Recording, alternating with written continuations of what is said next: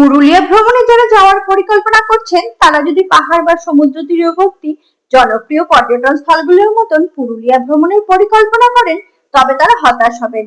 কারণ এখানে প্রাকৃতিক সৌন্দর্যের ধরনটা আলাদা। পুরুলিয়াতে তুষার ধবল পর্বতশৃঙ্গ বা নীল সমুদ্রের স্বচ্ছ জলরাশি পাবেন না।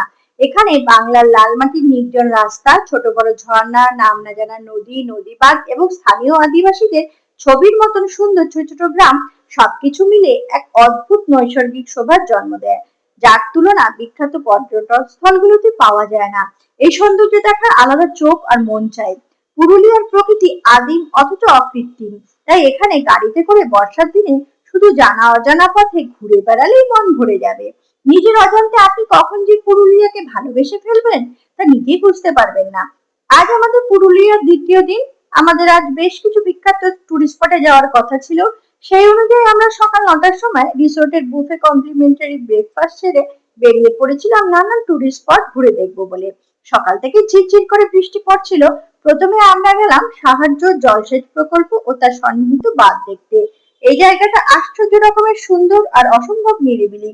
চারিদিকে উঁচু উঁচু পাথরের স্তূপ আর ছোট ছোট পাহাড় বর্ষায় ঘন সবুজ হয়ে আছে। মাঝখানে বাঁধের জল ধরে রাখার জন্য কৃত্রিম হ্রদ তৈরি করা হয়েছে।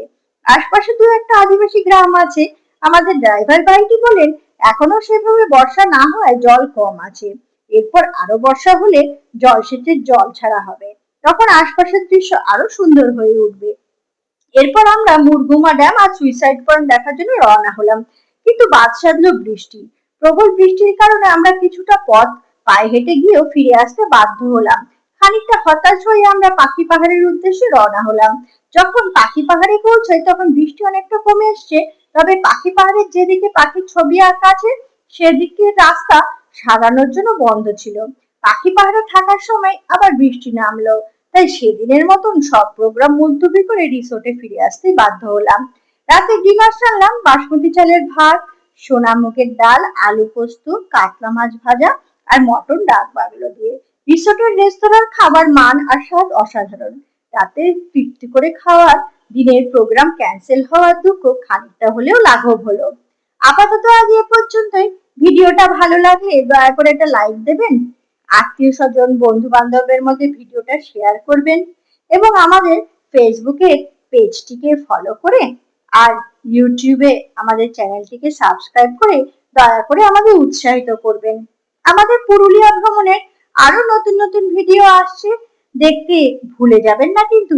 পরিশেষে ভিডিওটা শেষ পর্যন্ত দেখার জন্য সকলকে ধন্যবাদ জানাই।